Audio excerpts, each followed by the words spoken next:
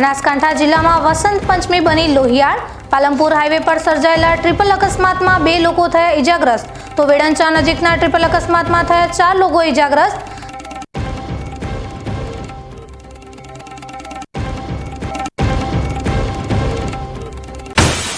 આઝાદીના 77 વર્ષ બાદ પણ દાંતાના અંતરિયાળ ગામો વિકાસથી વંચિત।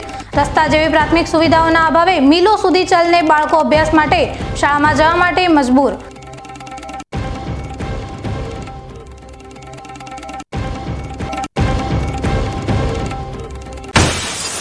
સરહદી વિસ્તારના ખેડૂતો માટે જીરાના પાકે વધારે ચિંતા। પાક લેવાની અણી પર જીરામાં સુકારાનો રોગ આવતા મોટા આર્થિક નુકસાનની સર્જાઈ ભીતિ।